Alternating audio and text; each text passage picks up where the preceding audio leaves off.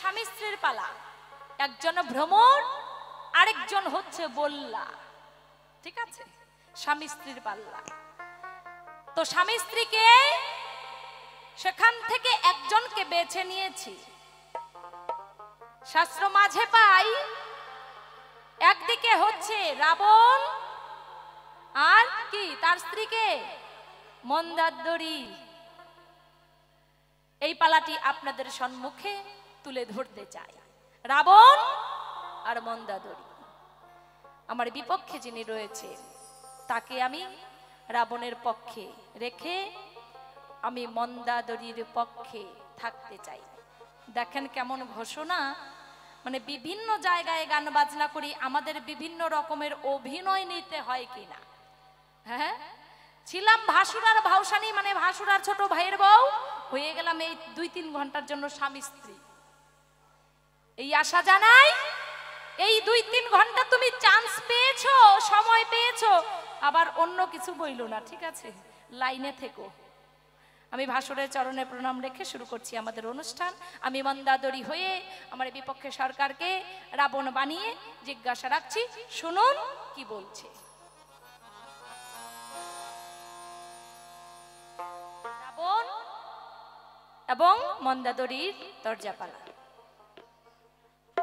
তাই আমি মন্দাদরি হয়ে দাঁড়িয়ে স্বামীর কাছে জিজ্ঞাসা করতে চাই। কি জিজ্ঞাসা করছি তাই শুনো।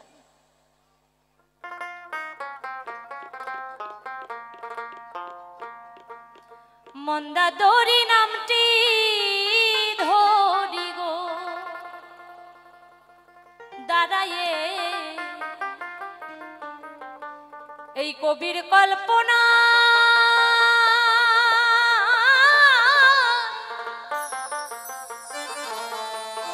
বিপক্ষেতে স্বামী রাবণ, এই সভাতে পায় গো মন্দাদরি নামটি ধরি গো।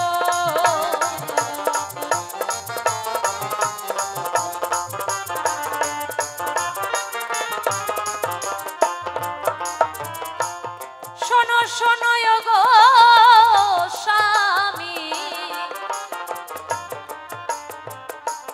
আমি জানতে চাই কিছু কথা তোমার কাছে, আমি যে শোধায় গো।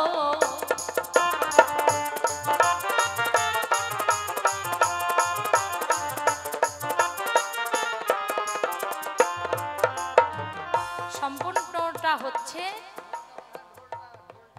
সেই রাবণ, লঙ্কার অধিপতি রাবণ লঙ্কায় কি সব ঘটনা করছে, রাবণ কি কি করে বেড়াচ্ছে, সেই সমস্ত কিছু কথা আমি তোমার সম্মুখে তুলে ধরতে চাই।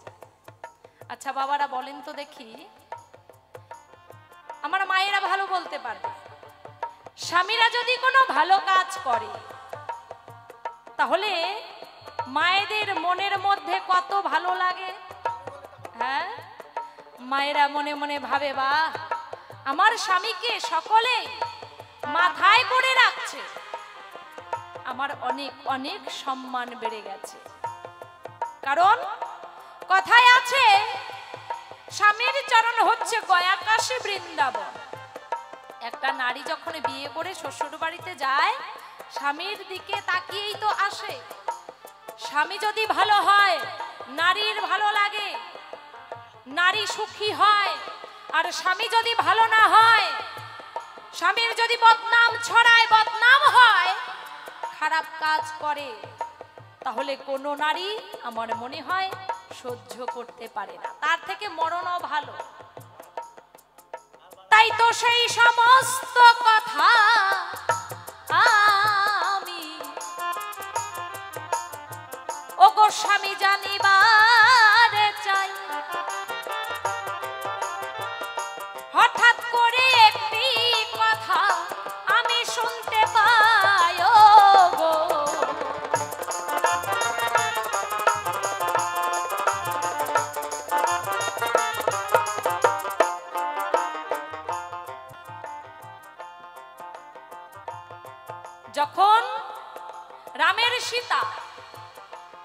হরণ হয়ে গেল। আমি শুনতে পাই রামের সীতা মানে তার স্ত্রী, রামের স্ত্রী সীতা হরণ হয়ে গেছে। রামের সীতা হরণ হয়ে গেল, লঙ্কায় যুদ্ধ শুরু হয়ে গেছে। সেই সময়ের কথা আমি আপনাদের সম্মুখে তুলে ধরছি। একদিন যখন যুদ্ধ শুরু হয়ে গেল, একদিন আমার স্বামীকে ডেকে একটি ঘরে গিয়ে আমি আমার স্বামীর কাছে জিজ্ঞাসা করছি, ওগো স্বামী, আমি তোমার কাছে জানতে চাই, এই যে রামের সীতা যে হরণ হয়েছে, সে কে হরণ করেছে, কে চুরি করেছে? আমি শুনতে পাই তুমি চুরি করেছো। তুমি তাকে হরণ করে এক জায়গায় রেখে দিয়েছো। কোথায়? অশোক কাননে। আমি তোমাকে সাবধান করতে চাই। আমি তো জানি আমি তোমার নারী, আমি তোমার একা নারী, আর তোমার 10,000 রক্ষিতা রয়। ও স্বামী, তবু আমি তোমাকে কোনোদিনও বাধা দিইনি। তোমার যা ইচ্ছে তুমি তাই করে গেছো, কিন্তু আজ আমি দেখতে পাই, দেখো দেখো যুদ্ধ শুরু হয়ে গেছে, এক এক করে সকলেই তো মরে যাচ্ছে। আজ যদি তুমি এই সীতাকে ফিরিয়ে না দাও, তাহলে আমার মনে হয় আমাদের বংশে কেউ থাকবে না দিতে বাতি। তাই স্ত্রী হচ্ছে স্বামীর অর্ধেক দায়িত্ব নেন বলে সে হচ্ছে অর্ধাঙ্গিনী। তাই আমি অর্ধাঙ্গিনী হয়ে তোমারে জানাই, তুমি সীতাকে চুরি করেছো ঠিক, হরণ করেছো ঠিক, কিন্তু তুমি সময়ে থাকতে সীতাকে তার স্বামীর হাতে, রামের হাতে তুলে দাও। তোমার জানা নাই, তুমি যদি ইচ্ছা করে, সে নারী যদি তোমাকে চাইতো, তবে যদি তুমি তাকে গ্রহণ করতে, আমি তোমাকে বাধা দিতাম না। কিন্তু স্বামী যে তোমাকে চায় না, যে তোমার কাছে আসতে চায় না, তুমি কেন তাকে জোর করে গ্রহণ করতে চাইছো? তোমার কাছে আমি জানতে চাই, সীতার মধ্যে তুমি এমন কি পেলে যে তুমি সীতাকে ধরে এনেছো তুমি নিজের করে নেবে বলে? সীতার সঙ্গে তোমার কি সম্পর্ক রয়? আমার এখানে তোমার কাছে জিজ্ঞাসা রয়। বলো বলো স্বামী, বলো, আমার ঠাই তোমার কাছে আমি এখানে জিজ্ঞাসা জানাই। এইখানেতে একটি কথা আমি জানতে চাই, সুন্দর করে বাসনা পূরণ করবে, বলো স্বামী তাই গো।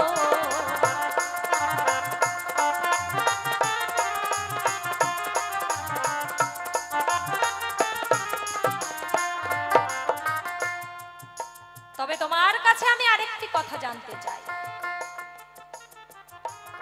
এই লঙ্কাপুরীতে, এই লঙ্কায় আমাদের রাজবাড়ির কত ঘর রয়েছে, কত সুন্দর সুন্দর জায়গা রয়েছে, কক্ষ রয়েছে। তোমার কাছে আমি জানতে চাই, তুমি লঙ্কায় এই রাজগৃহে না এনে তুমি কেন সীতাকে অশোক কাননে রাখলে? আমি তোমার কাছে জানতে চাই, সীতাকে কেন অশোক কাননে রাখলে, এই জায়গায় কেন আনলে না? তোমার কাছে এখানে আমার বায়না, এখনো সময় আছে স্বামী, তুমি সীতাকে ফিরিয়ে দাও। এইখানেতে তোমার কাছে আমি জানতে চাই, জবাব দেবে এই আসরে, আমি জিজ্ঞাসা জানাই ও গো।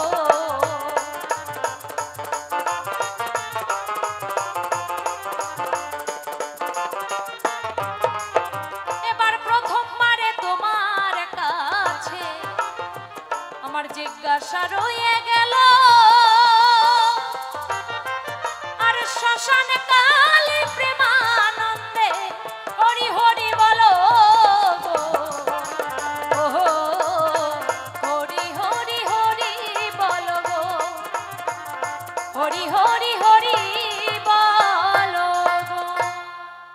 তার জন্য মন্দাদরি কোনোদিন বাধা দেয়নি। মন্দাদরি বলছে সীতাও যদি ইচ্ছা করে তোমাকে বরণ করত তাহলে আমি তাকে বোনের মতো মেনে নিতাম, আমি তোমাকে বাধা দিতাম না, কিন্তু সে তো তোমাকে চায় না। তুমি তার ইচ্ছার বিরুদ্ধে তুমি কেন তাকে করেছ হরণ? এতে তোমার অবশ্যই হইবে মরণ। দ্বিতীয় প্রশ্ন, লঙ্কায় এত বড় বড় ঘর বাড়ি, অট্টালিকা, খাট পালঙ্ক সমস্ত থাকতে ওই সীতা দেবীকে এনে তাকে কেন তুমি অশোক কাননে রেখেছ? এর কারণ কি? দুটি প্রশ্ন এইভাবে রইল। দুটি প্রশ্ন খুব সুন্দর। ঠিক আছে, আমি চেষ্টা করব কিছু বলার জন্য। আগে প্রভুর উদ্দেশ্যে একটি ভজন গীতি গাওয়ার চেষ্টা রাখি, তারপরে কিছু আলোচনা করার চেষ্টা করব। তবে হ্যাঁ, আমরা সবাই বাইরের রাবণকে সবাই চিনি, অত্যাচারী, নারী হরণকারী, মানে প্রজার উপরে পীড়ন করে, দেবতাদের বন্দী করে লঙ্কায় রাখে, অত্যাচারী রাবণ, এটা আমরা সবাই চিনি। কিন্তু রাবণ যে আরেকজন আছে অন্তর জগতে, ভক্ত রাবণ, তাকে আমরা কয়জনে জানি, কয়জনে বা চিনি? সেই ভক্ত রাবণের কথাই আজকে হবে কিছু আলোচনা, যেটা মন্দাদরি জানার জন্য বাসনা। তুমি জানো না এই রাবণ কখনো পরের নারী হরণ করে নাই। আর কেন অশোক কাননে রাখবে? লঙ্কায় এত জায়গা থাকতে অশোক কাননে সীতা দেবীর কেন হবে ঠাঁই? সেই কথায় যাব। তার আগে একটি ভক্তি গীতি গাই। নয় আমি রাবণ রাজা হইয়া মন্দাদরি যা জিজ্ঞাসা করে যাব জবাব দিয়া।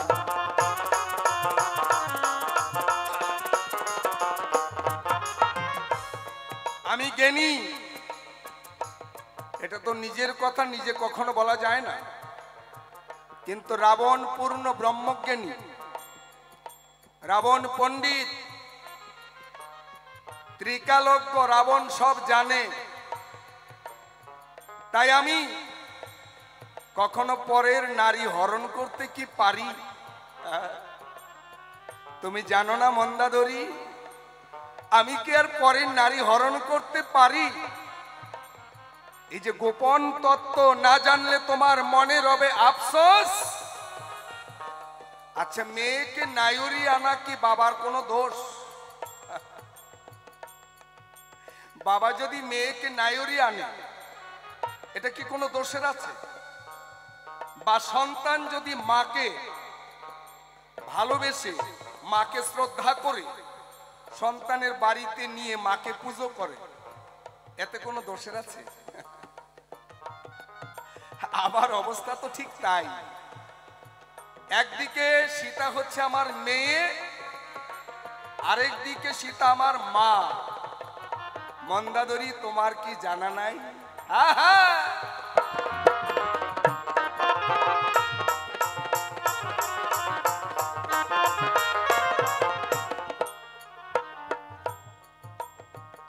আমি রাবণের রাজা দিক বিজয়ে যখন বের হই, মানে সকলে আমার কাছে পরাজয় হলো।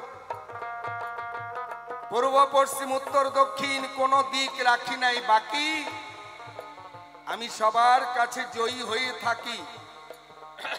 এবার আমি গিয়েছিলাম নৈমিষারণ্যে, যেখানে মুনি ঋষিদের বাস।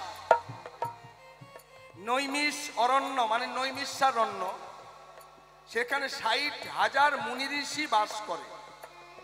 রাবণ রাজা গিয়ে দিল হানা, আমার রাজ্যে থাকিস, আমাকে কর না দিলে এখানে তোদের থাকা হবে না। মুনি ঋষিরা বলছে আমরা বনের ফল খাই, নদীর জল খাই, আমাদের তো দেওয়ার মতো কিছু নাই। বলছে না, দিতেই হবে। আমার রাজ্যে থাকতে গেলে আমাকে কর দিতে হবে। তোদের কাছে যদি কর না নেই তাহলে তো তোদের কাছে হেরে গেলাম। তাহলে দিগ্বিজয় আমি কি করে হলাম? আমাকে কর দিবি। মুনি ঋষিরা বলছে আমরা কি দেব? বলছে কিছুই যদি দেওয়ার নাই তাহলে তোদের এক ফোঁটা করে রক্ত আমাকে দে। মুনি ঋষিরা তাই করেছিল। 60,000 মুনিগণ সবাই নিজের আঙ্গুল, ওই যে কুশ, যে কুশের আসনে বসে, এই কুশ দিয়ে আঙ্গুল ফুটো করে এক ফোঁটা করে রক্ত 60,000 মুনি একটা পাত্রের মধ্যে রাবণকে করেছিল দান। রাবণ এটা পেয়ে বলছে এটা এখন কি করি? মুনির রক্ত এটা নিয়ে গেল বাড়ি। বাড়ি গিয়ে জমা দিল মন্দাদরির ঠাই। মন্দাদরি কয় এটা কি জিনিস? বলছে এটা খুব গোপনে যত্ন করে রাখো, এটা হচ্ছে বিষ। এটা কেউ যেন দেখে না, আর কখন বাইরে বের করবা না, এটা হচ্ছে বিষ। মন্দাদরি যত্ন করে রেখে দিল ঘরে। রাবণ রাজা আবার গিয়ে দিগ্বিজয় করে, মানে যুদ্ধে এক রাজ্য থেকে আরেক রাজ্য চলে যায়। এইভাবে অনেক দিন কাটায়। দিন যেতে যেতে যেতে যেতে মন্দাদরি অধীর হয়ে বলছে আমার স্বামী তো ফিরে এলো না।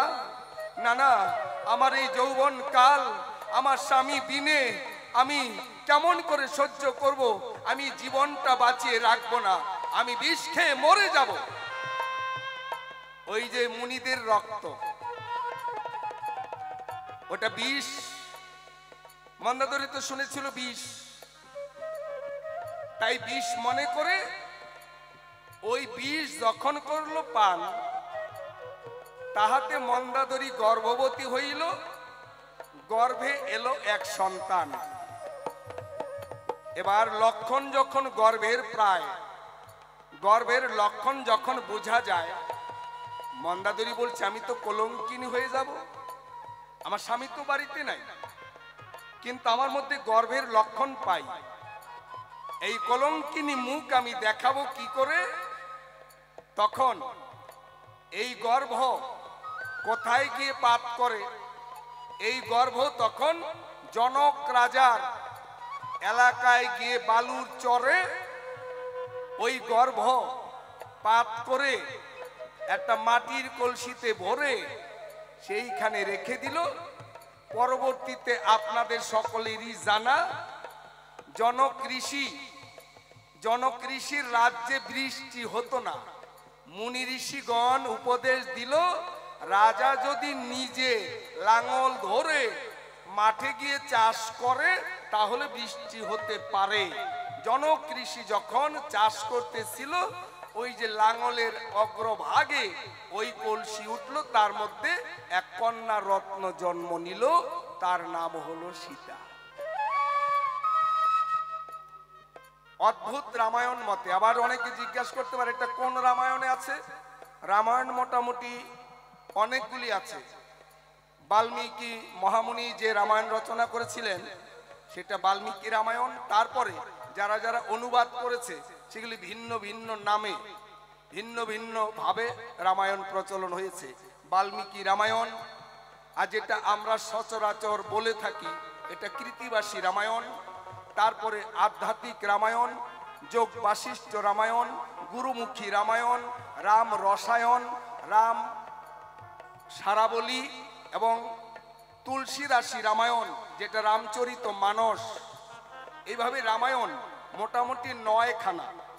তার মধ্যে অদ্ভুত রামায়ণে এই তত্ত্বটা আছে বর্ণনা। হ্যাঁ, তাই যদি ওই গোপন তত্ত্ব বলতে যাই তাহলে সীতা দেবী রাবণের কন্যা,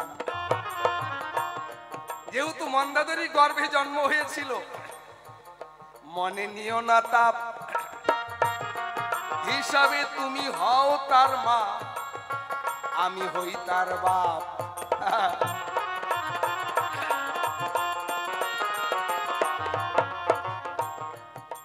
এবার এই ঘটনা এই পর্যন্তই থাক। রামচন্দ্র বিয়ের পরে যখন সীতাকে ঘরে নিয়ে এলো, সীতা দেবী করজোরে রামের কাছে প্রার্থনা করিল, প্রভু রাম, আমি বাপের বাড়ি থাকাকালীন মানত করেছিলাম তোমাকে যদি স্বামী রূপে পাই তাহলে আমি পরম একজন বৈষ্ণবের সেবা দেব। আমার কথা নাও, তুমি একজন বৈষ্ণব এনে দাও। রামচন্দ্র করে নাই দেরি, চলে গেল মুনি ঋষিদের বনে। ৬০,০০০ মুনি ঋষি ছিল তারা ধ্যানে। রামচন্দ্র গিয়ে বলছে, মুনিগণ, আপনারা তো অন্তর্যামী, আপনারা অন্তর জগতে বিচার করে বলেন আমার ঠাই কে ত্রেতা যুগে শ্রেষ্ঠ বৈষ্ণব, আমি তাকে নিমন্ত্রণ করে নিতে চাই। মুনিরা ধ্যান করে জানতে পারলো রাবণের উপরে আর কেউ বৈষ্ণব নাই। হরি বল, হরি বল, হরি বল। হে রাম, তুমি যদি বৈষ্ণব সেবা দিতে চাও, রাবণ বৈষ্ণবকে নিয়ে যাও। রামচন্দ্র করে নাই দেরি, চলিল লঙ্কায়। রামকে দেখা মাত্র রাবণ রাজা প্রণাম করে পায়। আহা, রাবণ রাজা রামকে চিনতে পারলো, কিন্তু রাম চিনতে পারছে না। রাম চিনতে পারবে না, তার একটা কারণ আছে। আগের জন্মে ভগবান যখন নরসিংহ হয়েছিল, মানে চতুর্থ অবতার, মৎস্য, কুর্ম, বরাহ, নরসিংহ, মানে নিচেরটা মানুষের দেহ, মাথা সিংহ। ওই প্রহ্লাদের বাবা হিরণ্যকশিপুকে যখন মারে, ভগবান নরসিংহ রূপ ধরে, নৃসিংহ অবতারও বলে তারে। যখন গর্জন করেছিল, এক মুনি পত্নী, তার গর্ভের সন্তান মারা গেল। ওই সিংহের গর্জনে, মানে নরসিংহের গর্জনে এক মুনি পত্নীর গর্ভের সন্তান নষ্ট হয়ে গেল। সে বলেছিল, কে কে তুমি? আজ আমি সন্তান লাভ করা থেকে বঞ্চিত হলাম। আমি মা হয়ে সন্তানের মুখে মা ডাক শুনতে পারবো না। মনে জাগলো তাপ, আমি তোমাকে দিলাম অভিশাপ। তুমি পরবর্তী অবতারে তুমি যে ভগবান, এটা তোমার মনে থাকবে না। ওই মুনি পত্নীর অভিশাপ। ওই মুনি পত্নীটাকে, ওই মুনি ঠাকুরের নাম হচ্ছে পুলস্ত মুনি। পুলস্ত মুনি স্ত্রী পুলমা, ওই পুলমা ভগবানকে অভিশাপ দিয়েছিল, পরবর্তী অবতারে তুমি যে ভগবান, এটা তোমার মনে থাকবে না। তাই রামচন্দ্র ভগবান হয়েও নিজের কথা নিজের মনে থাকে না, কিন্তু মনে হয় কখন। এবার রামচন্দ্র ওই নরসিংহ অবতার, প্রহ্লাদের বাবার সৎ কাজ করে গিয়েছিল সেই মুনির ঘরে। সে মুনির মৃত পুত্র, গর্ভে যে সন্তানটা নষ্ট হলো, সন্তানটা ভগবান বাঁচিয়ে দিয়েছিল। বাঁচিয়ে দিয়ে বলছে, মা, আমি তোমার সন্তানটা বাঁচিয়ে দিলাম, এবার তোমার অভিশাপটা ফিরিয়ে নাও। মুনি ঠাকুরের স্ত্রী বলছে, আমি সামান্য নারী, যেটা দিয়েছি সেটাকে ফিরিয়ে নিতে পারি, তবে আমার জীবনে যদি সাধন ভজন কিছু থাকে, আমি তার বিনিময়ে আমি তোমাকে বলতে পারি, যতক্ষণ তোমার পা মাটিতে থাকবে ততক্ষণ তুমি যে ভগবান, এটা তোমার মনে থাকবে না। আবার পা যখন মাটি থেকে শূন্যে উঠবে, মানে খাট পালঙ্কে বিছানায় যখন উঠবে, তখনই তুমি জানতে পারবে তুমি যে ভগবান। মাটিতে একমাত্র থাকবো আমি, আর থাকবে তোমার সীতা। তুমি রাম সেখানে থাকতে পারবে না, অন্য কেউ তো পারবেই না, তুমি নিজেও তার আশেপাশে থাকতে পারবে না। যদি হয় তাহলে তোমার বাড়ি যেতে পারি, নইলে নয়। সত্য করে রামচন্দ্র বৈষ্ণব নিয়ে এলো, সীতা দেবী যত্ন করে বৈষ্ণবের চরণ ধোয়ালো। আহারে,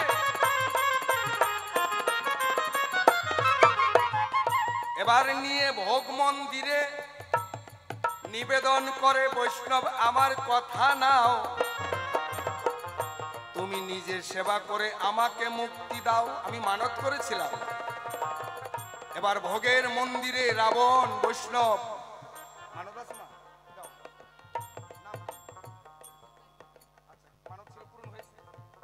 মানত ছিল, পূর্ণ হয়েছে। মৃত্যুঞ্জয় মণ্ডল মানত করেছিল, পূর্ণ হয়েছে।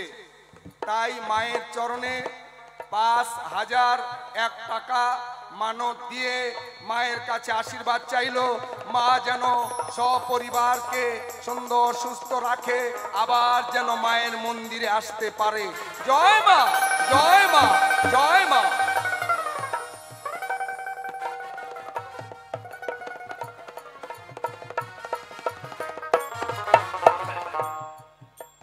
এবার ভোগ মন্দিরে রাবণ বৈষ্ণব আসনে বসে সীতাকে বলছে, মা, ও মা,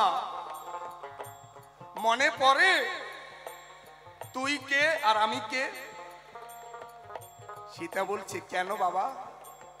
বলছে, তুই ছিলি সেই লক্ষ্মী, বৈকুণ্ঠের লক্ষ্মী, রাম ছিল নারায়ণ, আর আমি ছিলাম জয়, আমার ভাই ছিল বিজয়।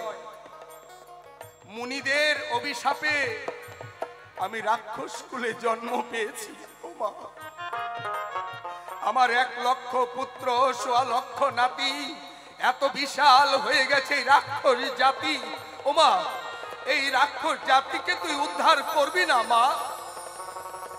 সীতা বলছে, কিভাবে? বলছে, হ্যাঁ মা, তোকে যেতে হবে লঙ্কায়। আজ আমি যে বৈষ্ণবেরও বেশ ধরে এসেছি তোর ঘরে। ও মা, আমি আজ বৈষ্ণবের বেশ ধরে তোর ঘরে এসেছি। ঠিক এই বৈষ্ণব বেশেই আরেকদিন আসবো। কথা দে মা, সেদিন তুই আমার সঙ্গে যাবি। কেন? বলছে, আমার বংশটাকে উদ্ধার করার জন্য। এই যে রাক্ষস জাতি আমার এত বিশাল হয়েছে, বংশটাকে উদ্ধার করতে হবে না? ও মা, আমি আরেকদিন বৈষ্ণবের বেশে আসব, সেই দিন তুই আমার সঙ্গে যাবি। সবাই জানবে আমি তোকে করেছি চুরি, কিন্তু ইচ্ছা করেই তুই যাবি আমার সে লঙ্কাপুরী। আজ যে তোর সঙ্গে আমার আলোচনা, এই কথা যেন প্রভু রাম কোনোদিন জানে না। এটা প্রভুকে বলতে পারবি না, কথা দে, নইলে আমি সেবা করব না। সেদিন সীতা দেবী কথা দিয়েছিল, তোমার আমার এই কথা প্রভু রামকে আমি বলবো না, এটা গোপনেই রবে, তুমি এবার সেবা করো। বলছে, আমি সেবা করব কি? আমি বৈষ্ণব হয়েছি, কিন্তু বৈষ্ণবের পূজার কর্তা কর্তৃ তো তোরা দুইজন। আমি আজ রাম সীতার নামে ভোগ লাগাইয়ে তারপর আমি সে প্রসাদ পাবো। রাবণ সেই দিন রাম সীতার নামে ভোগ নিবেদন করে সেই প্রসাদ পেয়েছিল। জয় জয় সাধু গুরু বৈষ্ণব প্রেমানন্দে সবাই হরি বল, হরি বল।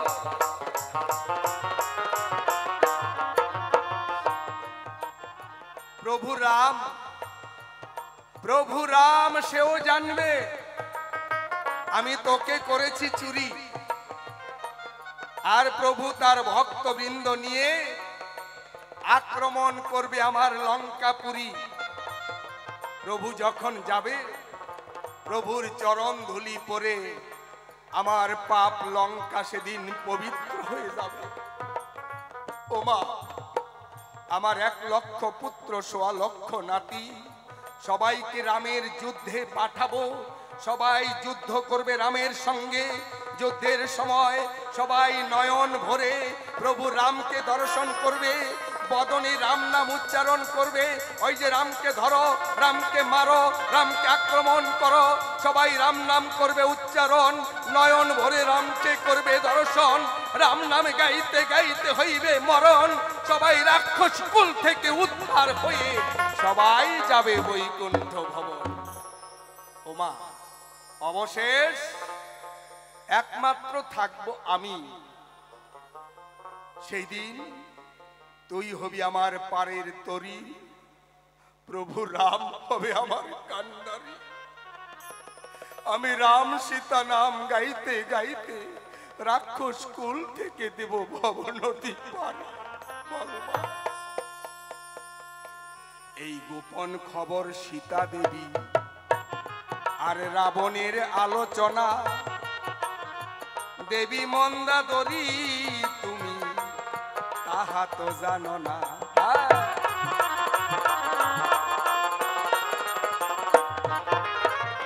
নইলে সীতা দেবী রাবণের সঙ্গে যায়, রাবণের শক্তি আছে কি সীতাকে নিয়ে যাবে? রাবণের এমন শক্তি নাই যে সীতাকে হরণ করে। তাই রাবণ যেদিন পঞ্চবটী বনে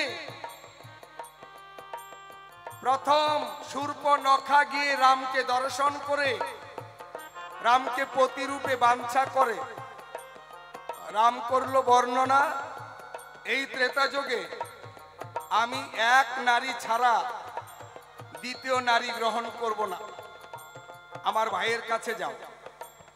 লক্ষণের কাছে গেল, লক্ষণ বলছে আমি 14 বছরের জন্য ব্রহ্মচারী, আমি ব্রহ্মচারী 14 বছরের জন্য। হে নারী, তুমি আমার দিক থেকে সরে দাঁড়াও, আমি তোমার মুখ দর্শন করব না। এই 14 বছর আমি নিদ্রা যাব না, আমি কিছু খাবো না, কোনো নারীর বদন দর্শন করব না, তুমি সরে দাঁড়াও। তবু যখন শূর্পনখা লক্ষণের দিকে যায়, লক্ষণ ঠাকুর নাক কান কেটে শূর্পনখাকে লঙ্কায় পাঠায়। তাই গিয়ে খবর দিল দাদার ঠাই, দাদা অপমানের প্রতিশোধ নেওয়া চাই। কে তোকে অপমান করেছে? বলছে অযোধ্যা থেকে এসেছে একটা ছেলে, তার নাম রাম, সঙ্গে তার ভাই লক্ষণ, আর তার সঙ্গে আছে সুন্দরী নারী, তার নাম সীতা। হ্যাঁ, যখনই শুনলো সীতা, রাবণে জাগ্রত হয়ে গেল গোপন কথা। হ্যাঁ, সেই রাম সেই সীতা এসেছে এই অধম সন্তানকে উদ্ধার করার জন্য। অযোধ্যা থেকে মা এত দূর চলে এসেছে, আমার লঙ্কা এসেছে। ওরে রাবণ, তুই এখনো ঘুমিয়ে আছিস, মাকে তুই বরণ করে নিয়ে আয়। বাইরে অভিনয় করে ভগ্নীকে বলছে, হ্যাঁ আমি প্রতিশোধ নেব। আর অন্তর জগতে বারবার প্রণাম করে, মা তুমি এত দয়াময়ী, সেই অযোধ্যা থেকে ভক্তকে উদ্ধার করার জন্য তুমি আমার লঙ্কা পঞ্চবটী বনে এসেছো, আমি এখনো মায়া মোহে ঘুমিয়ে আছি। না না মা, তোমাকে আনতে হবে, তোমাকে আনতে যাইনি, তাই তুমি কৃপা করে আমার লঙ্কায় এসেছো, এবার আমার লঙ্কায় তোমাকে স্বাগত জানাই। তাই তো মারিচকে পাঠিয়ে দিল, মায়া মৃগ মারিচ।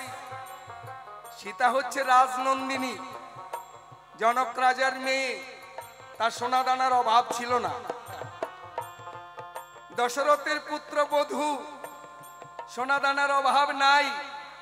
তাহলে সোনার হরিণ দেখে কি সীতা বোঝে নাই? অবশ্যই বুঝেছিল। মানেও জানে সোনার হরিণ কোনোদিন দৌড়াদৌড়ি করতে পারে না বনে।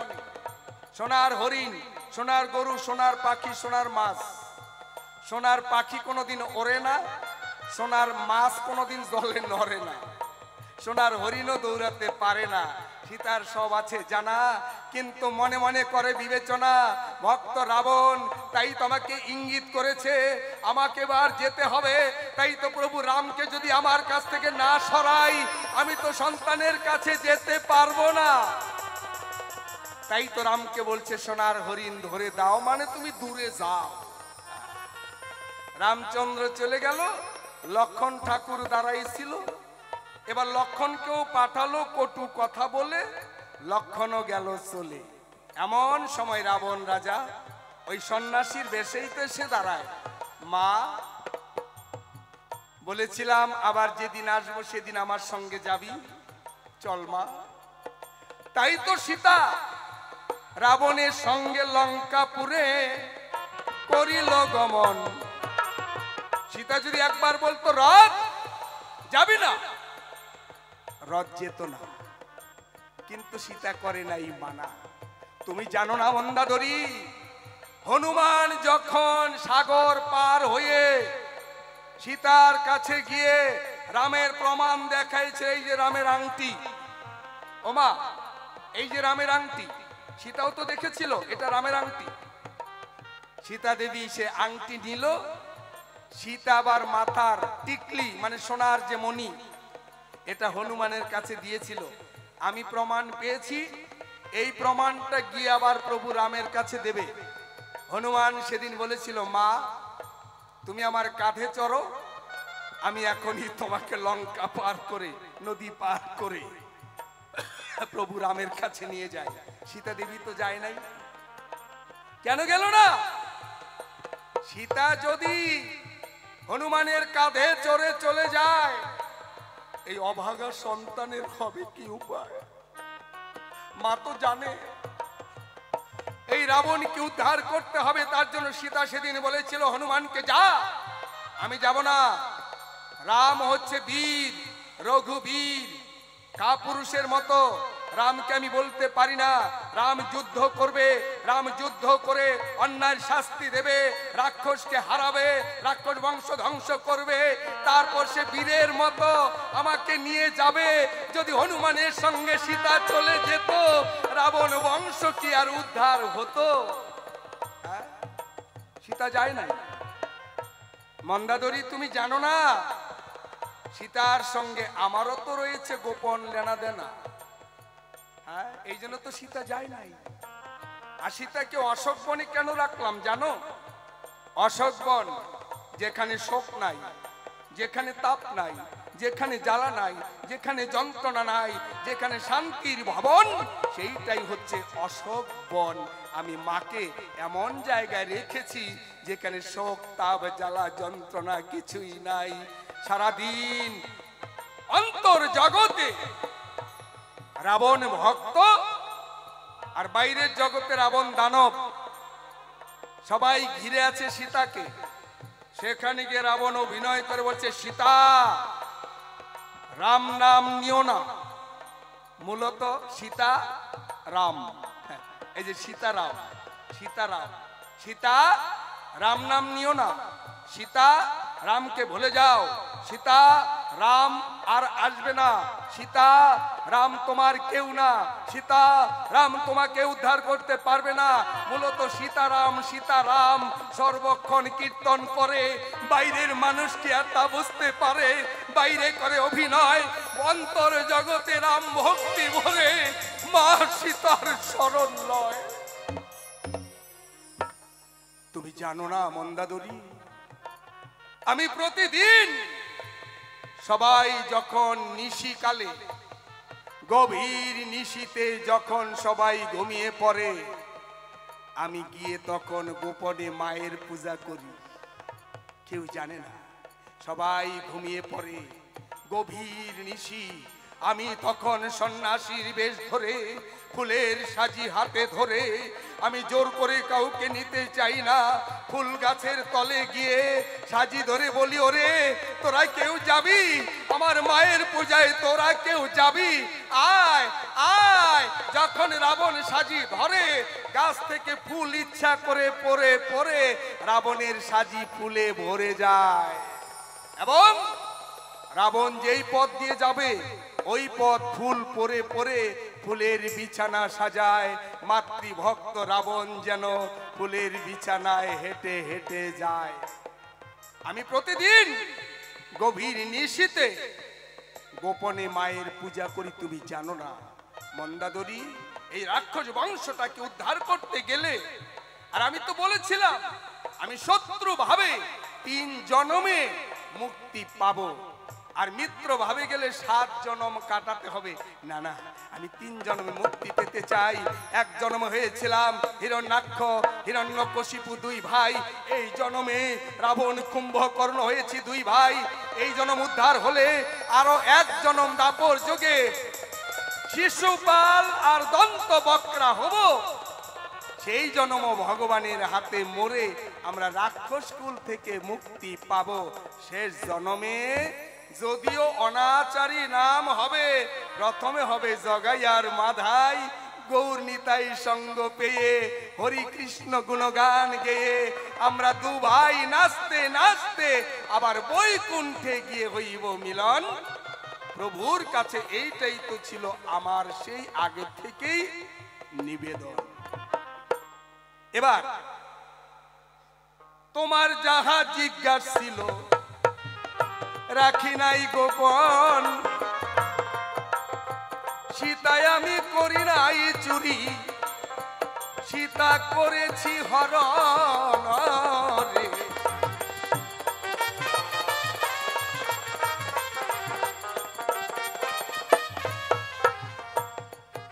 চুরি আর হরণ কিন্তু এক না। চুরি যেটা চুরি এটা নিজের আত্মসাৎ করার জন্য, আর যেটা হরণ এটা হচ্ছে মন পরীক্ষার কারণ। এটা নিয়ে কেউ নষ্ট করে না, যেটা হরণ করে এটা নিয়ে কেউ নষ্ট করে না, কারণ জানে ফিরিয়ে দিতে হবে তারে, এই জন্য আরো যত্নে রাখে। আমি তাই মাকে হরণ করেছি, মানে আমি হরে এনেছি, আমি মাকে এনেছি হরি আসবে বলেই। এবার তোমার কাছে আমার জিজ্ঞাসা, আচ্ছা বলো বলো ও গো মন্দা দদি, আমি জানিবারে চাই একজন হইতে হইলে 2 জন জবাব দিবে কিনা তাই রে।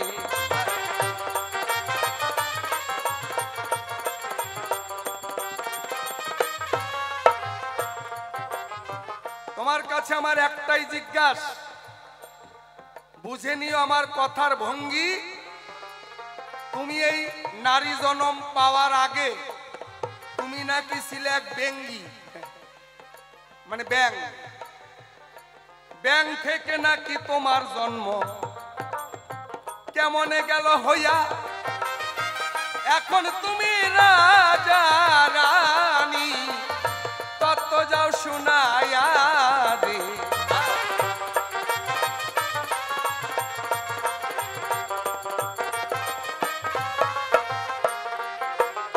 তবে আর বেশি কথা বলার দরকার নাই, এই পর্যন্তই আমি ছেড়ে দিতে চাই। আসরেতে আছেন যত জ্ঞানী গুণীজন, অভিনয়ে যদিও আমি হইলাম রাবণ, অন্তর জগতে আমি গেলাম ভক্ত হইয়া, অন্তরের কথা একটু সবাই দিলাম কইয়া। আসলে তো বাইরে শত্রু ভাব, ভিতরে আমি ভক্ত।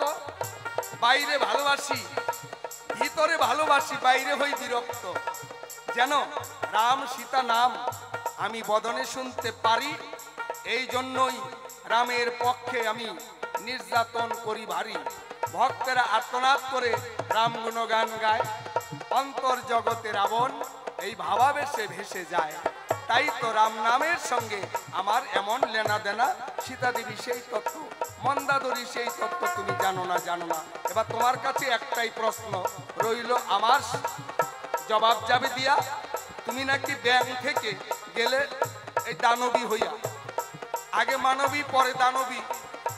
শাস্ত্র পুরাণে কয় ব্যাং থেকে কেমন করে আবার মানুষের জন্ম হয়। জানা থাকলে জবাব দিও সভাতে দাঁড়াইয়া, তোমার কথা শুনবে সবে বসিয়া বসিয়া।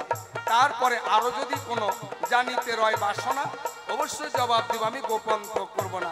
সকলের চরণেতে প্রণাম জানাই, আমি অতি মুরমতি, আমি ক্ষমা ভিক্ষা চাই। ভুল ত্রুটি হলে পরে করিবেন মার্জনা, সকলের চরণে আমার রহিল প্রার্থনা। এই পর্যন্ত করলাম ক্ষান্ত আমার ভাব লহরী। রাম সীতা প্রেমানন্দে সবাই বলেন হরি হরি। জয় রাম, জয় শ্রী।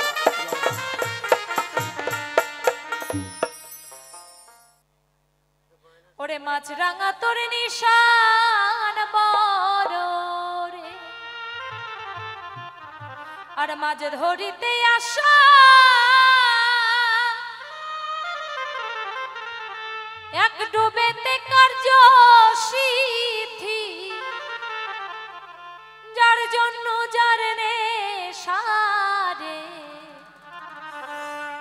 মাছরাঙা তোর নিশান বড় রে।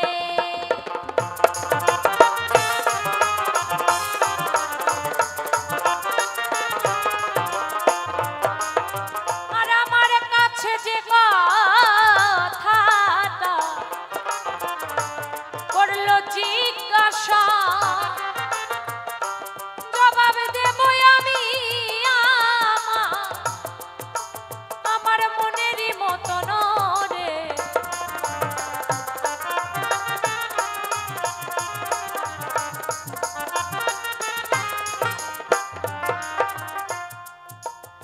আমার কাছে জিজ্ঞাসা কোথায়, যে হে মন্দাদরি, আমি তোমার কাছে জানতে চাই, তুমি আমার ঘরের নারী, কিন্তু তোমার জন্ম আমি শুনতে পাই একটা বেঙির থেকে মানবী হলে আমি তোমারে জানাই। আচ্ছা, আমরা সকলেই কিন্তু 84 লক্ষ জনি ভ্রমণ করে মানব জন্ম পেয়েছি। আমরা সবাই বেঙি হয়েছি কিংবা ব্যাং হয়েছি, তারপর অনেক রকমের জন্মগ্রহণ করে শেষে আমরা মানব জন্ম পেলাম। হ্যাঁ, সকলেই কিন্তু মানব জন্ম পেয়েছি, আগে অনেক জন্ম ছিল, সেটা আমি তুলে ধরতে চাই না। সেইভাবেই মন্দাদরিও ব্যাঙি থেকে মানবী হলো। এইখানেতেই আমার কাছে জিজ্ঞাসা করে গেল, জবাব দেব আসরে আমি এখন ভালো রে।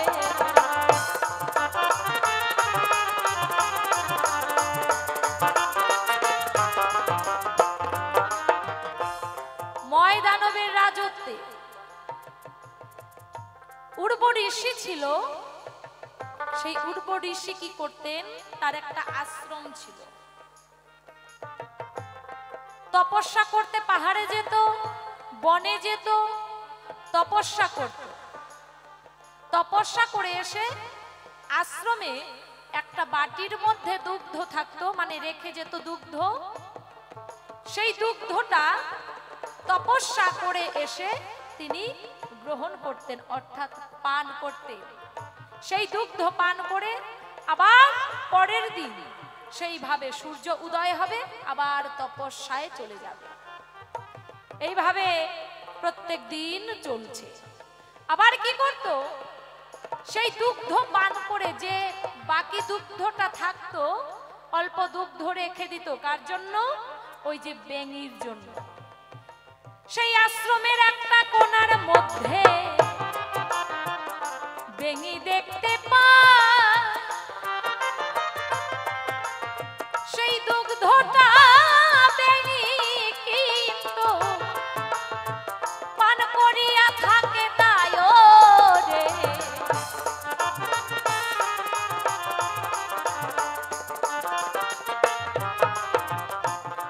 পাশ থেকে একটা সর্প এই দৃশ্য দেখতে পায়। প্রত্যেক দিন মুনি সাধনা করে এসে দুগ্ধ পান করে, আর বাটির মধ্যে যে দুগ্ধটা পান করার পর থাকে, সেই দুগ্ধটা সেই কোণার মধ্যে যে বেঙিটা রয়েছে, এই বেঙিটাকে দেয় প্রসাদ হিসাবে। বেঙিটা গ্রহণ করে। সেই সর্প দেখে মনে মনে ভাবছে, ও এই মুনি এতদিন ধরে সাধনা করছে, এত শক্তিশালী হয়ে যাচ্ছে, এই মণি ঠাকুরকে যদি না মারা যায় তাহলে আমাকে কেউ মানবে না, আমাকে কেউ ভয় পাবে না। আমি যে একটি সর্প, আমাকে কেউ ভয় করবে না। এই ভাবনা ভাবলে প্রত্যেক দিনের ন্যায় সেদিনও কি করলেন, মুনি ঠাকুর আশ্রম থেকে আবার তপস্যা করতে চলে গেছে, বাটির মধ্যে দুগ্ধ রেখে গেছে। প্রত্যেক দিনের ন্যায় সেই দিনও কিন্তু মুনি ঠাকুর বনের মধ্যে গেল।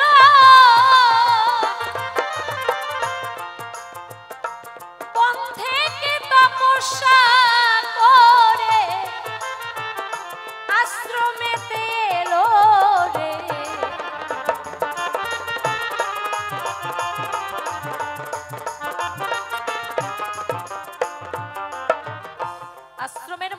এসে যে দুগ্ধটা রেখে গিয়েছিল সেই দুগ্ধটা পান করবে বলে সেখানে গেল।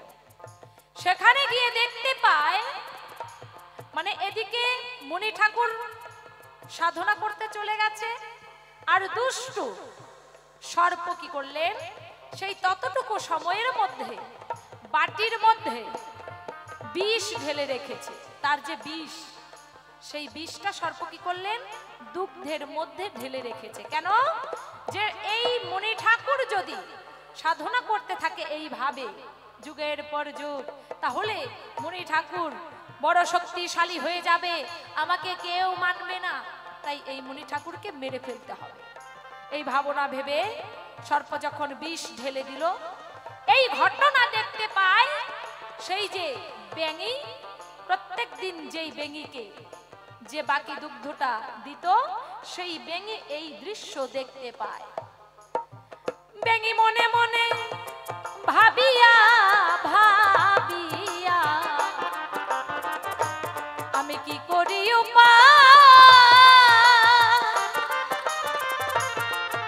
এই উর্বশীকে বাঁচাতে হবে, বাঁচাই কি যে উপায় রে।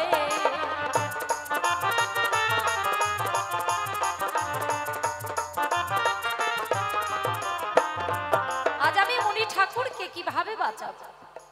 আজ এই দুগ্ধ যদি মণি ঠাকুর এসে পান করে, তাহলে মণি ঠাকুর তো মরে যাবে, আর মরে গেলে আমাদের এই পৃথিবী থেকে একটা অনেক বড় রত্ন চলে যাবে।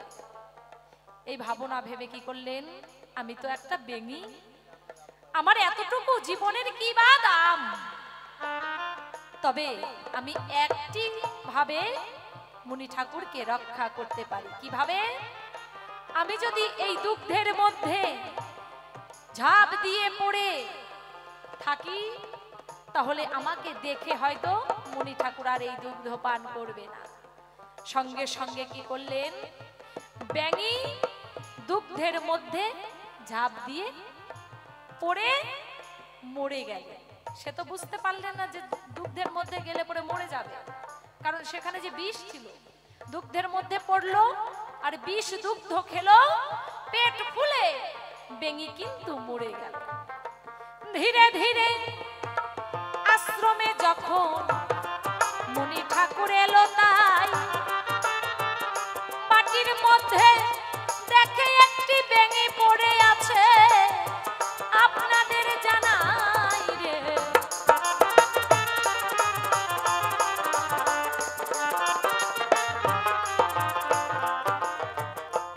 বাটির দুগ্ধ যখন পান করতে গেল, দেখতে পেল সেই দুগ্ধের মধ্যে একটা ব্যাঙি পড়ে আছে।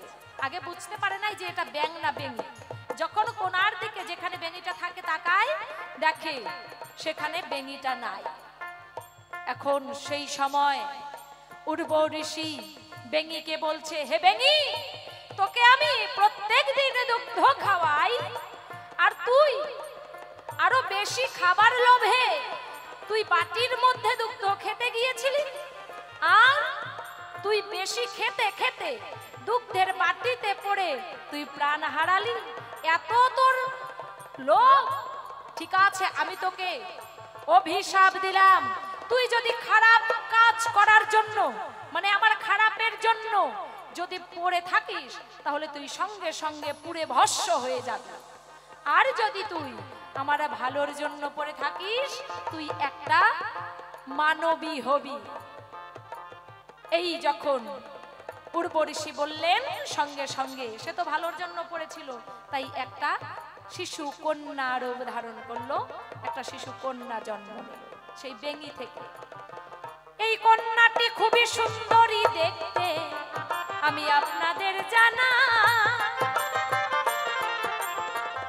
আশ্রমের মধ্যে কন্যাটিকে রেখে মুনি তপস্যাতে যায় রে।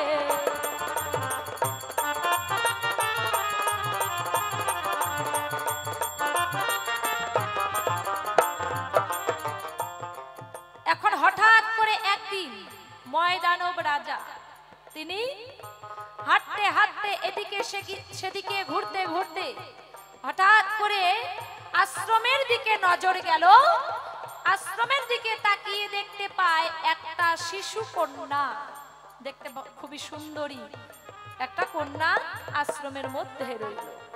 সঙ্গে সঙ্গে উর্ব ঋষিকে জিজ্ঞাসা করলো, বলো ঋষি, তুমি তো একা ছিলে, তবে এই কন্যাকে তুমি কোথায় পেলে? এই কন্যা তোমার কে হয়? বলছে, এই কন্যাটি আমার নিজের কন্যা হয়। তবে এই আশ্রমের মধ্যে একা একা থাকে, তুমি তো তপস্যা করতে চলে যাও, কত দুষ্ট লোক ঘোরাফেরা করে, তার তো বিপদও হতে পারে। বলছে, তাই আমি মনে মনে ভাবি যে এই কন্যাটিকে আমি কার হাতে তুলে দেব। আজ আপনাকে দেখে আমার মনের মধ্যে খুব আনন্দ হচ্ছে, আমি আনন্দে আমার কন্যাটাকে আপনার হাতে তুলে দিতে চাই। ময়দানব কি করলেন, যে আমার তো সন্তান নাই, কন্যা নাই, আমি এই সন্তানকে গ্রহণ করলাম নিজের কন্যা রূপে। ওই কন্যা রূপে গ্রহণ করে নিজের বাড়িতে নিয়ে গেল।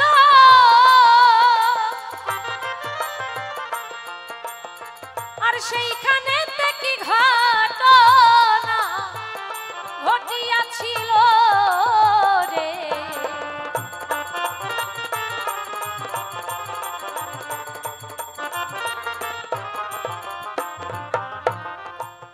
ময়দানব কি করলেন, ওই ব্যাঙমতিকে নাম দিলেন যে তুমি তো আমার কন্যা, আজ থেকে তোমার নাম আমি দিলাম ময়দানবের কন্যা মন্দাদরী। এই নাম দিয়ে তার গৃহে রেখে দিয়েছে। এখন সে যখন যুবতী হলো, বালিরাজ ময়দানবকে বলছে, আমি এই কন্যাটিকে বিবাহ করতে চাই। যে ঠিক আছে, তুমি আমার কন্যাকে গ্রহণ করো। যে এভাবে নয়, আমি রথ সাজিয়ে আনন্দ করে আমি আমার স্ত্রীকে আমার গৃহে নিয়ে যাব, আমি কথা দিলাম। কিন্তু আমি এখন কিছুদিনের জন্য দেশ ভ্রমণ করতে যাচ্ছি, যখন আমি দিগ্বিজয় হয়ে যাবে আমি ফিরে আসব, সুন্দর করে রথে করে আমি আপনার কন্যাকে আমার স্ত্রী রূপে গ্রহণ করে আমি আমার বাড়িতে নিয়ে যাব। এই কথা দিয়ে গেল। আর এদিকে কি করলো, এদিকে রাবণ হঠাৎ করে এই ঘটনা জানিতে পারিয়া ওই সুন্দরী নারীকে দেখে গেল পছন্দ হইয়া রে।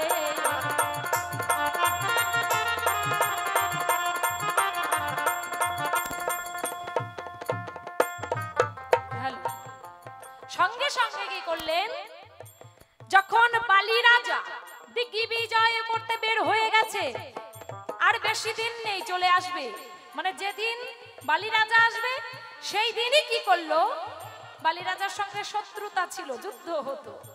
সঙ্গে সঙ্গে কি করলেন, সেই রূপ ধরে, মানে যেভাবে বলেছিল মন্দাদরীকে নিয়ে যাবে বালি রাজা, সেইভাবে বালি রাজার রূপ ধরে রাবণ রথ সাজিয়ে মন্দাদরীকে রথের মধ্যে বসিয়ে নিয়ে চলে যাচ্ছে। এমন সময়ে বালি রাজা আসছে তার স্ত্রীকে নিয়ে যাবে, রাস্তার মধ্যে দেখা হলো, আরে কি ব্যাপার, আমার স্ত্রীকে আরেকজন নিয়ে চলে যাচ্ছে, আমারই মতো দেখতে, ব্যাপারটা কি? সঙ্গে সঙ্গে বুঝতে পারলো সে রাবণ তার রূপ ধারণ করেছে। সঙ্গে সঙ্গে নেমে যখন নামলো, নারীটাও নামলো, মানে মন্দাদরীও নামলো। এখন দুজন দুই পাশ থেকে টানাটানি শুরু করে দিয়েছে, মানে কে নেবে। এ বলছে আমি নেব আমার বউ, ও বলছে আমি পছন্দ করেছি, আমি আমার বউকে আমি নেব।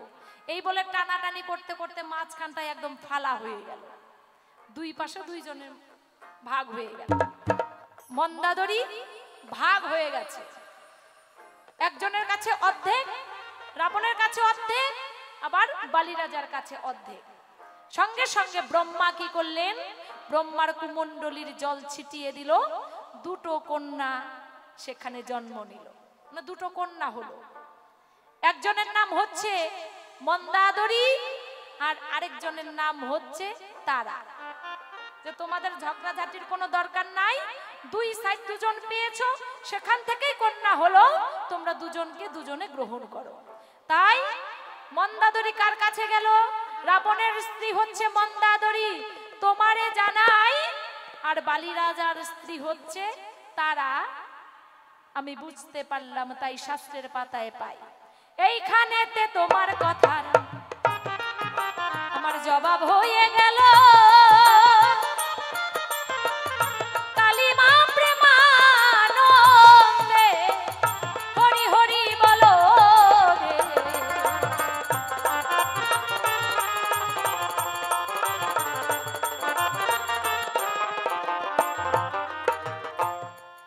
এখন তোমার কাছে আমি একটি কথা জানতে চাই। হে স্বামী, হে রাবণ, আমি তোমার বদন থেকে অনেক কিছু কথা শুনেছি, কিন্তু তোমার কাছ থেকে আমি জানতে চাই, এই যে তোমার তিন জন্ম যদি তুমি উদ্ধার পাও, তিন জন্ম যদি তুমি মরো, মানে প্রাণ ত্যাগ করো, যদি তোমাকে রাম সীতা মারে, তবেই তুমি উদ্ধার পাবে, তাই তো? কিন্তু তোমার কাছে আমি জানতে চাই, এই যে তিন জন্ম, তার আগে জন্ম কি বললে? জয় আর বিজয় নাকি? বৈকুণ্ঠে পাহারাদার দুজন ছিল, জয় এবং বিজয়। আচ্ছা, তাহলে তোমরা কি এমন কর্ম করলে? তুমি তো ভগবানের দ্বারের দাঁড়ি ছিলে, তাহলে হয়তো তুমি কোনো খারাপ কাজ করেছো, যার জন্য তুমি সেই খারাপ কাজ থেকে পাও নাই মা। এই তিন জন্ম তোমাদের ভোগ করতে হচ্ছে। তোমার কাছে আমি জানতে চাই, কি বা অপরাধে তোমার এই তিন জন্ম পেয়েছো, এটা তোমার কাছে জিজ্ঞাসা জানাই। এবং তোমার কাছে আরো একটি কথা আমি জানতে চাই। আমরা সকলেই জানি মা দুর্গার পূজা করে থাকেন কে? কে? রাবণ। মা দুর্গার পূজা করে থাকে কিন্তু রাবণ। রামও যেমন দুর্গা পূজা করে, রাবণও কিন্তু সেই দুর্গা পূজাই করে। তাই তোমার কাছে আমি জানতে চাই, তোমার কাছে, তোমার তো মরণ হতে পারে না, কারণ তোমার মরণের একটি বাণ রয়েছে, সেই বাণ গোপন ভাবে গোপন জায়গায় আছে। তাহলে তুমি কেমন করে মরলে? তোমার কাছে আমার রইল জিজ্ঞাসা। কারণ দুর্গার যদি মানে বাপও আসতো, তবুও তোমার মরণ হতো না। তাহলে এটা কেমন করে ঘটলো? তোমার কাছে রইল জিজ্ঞাসা। এতটুকুই তোমার কাছে থাক। এবার শোনো রানী মন্দাদরি, তোমার কথার ব্যাখ্যা করি, যাহাই আমায় করলে জিজ্ঞাসন।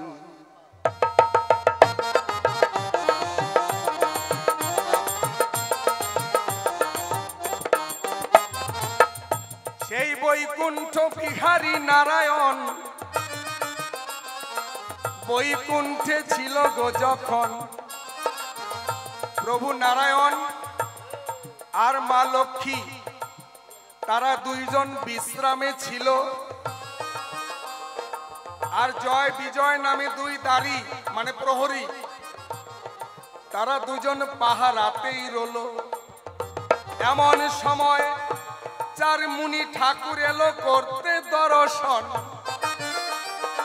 ব্রহ্মার চার পুত্র সনক, সনাতন, সনত কুমার, সদানন্দ, এই চারজন, সনক, সনত কুমার, সনাতন, সদানন্দ, এই চারজন মুনি ঠাকুর লক্ষ্মী নারায়ণকে করতে এলো দর্শন।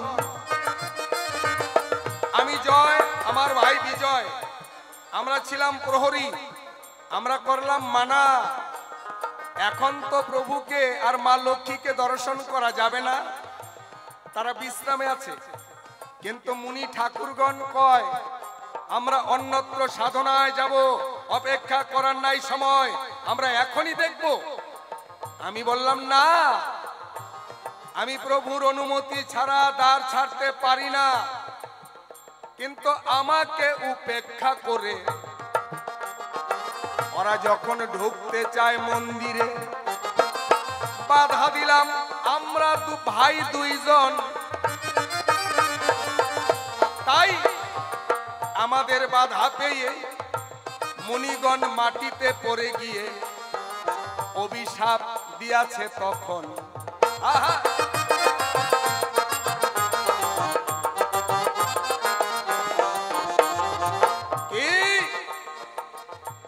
তোরা জয় বিজয় প্রহরী হয়ে মুনিদেরকে অপমান করিস, মনে পেলাম তাপ, দিলাম অভিশাপ, তোরা রাক্ষস কুলে জন্ম নিবি। এমন সময় প্রভু নারায়ণ চেতন পেল। প্রভু নারায়ণ যখন ছুটে এলো, নারায়ণের কাছে করলাম নিবেদন। এবার নারায়ণ বলল, তোমরা যাও, যদি শত্রু ভাবে যাও 3 জনমে মুক্তি, আর মিত্র ভাবে গেলে 7 জনম। এই জন্য আমরা শত্রু ভাবে জন্ম নিলাম। আরতির সময় হয়ে গেছে, এই জন্য কথা এখানে শেষ করলাম।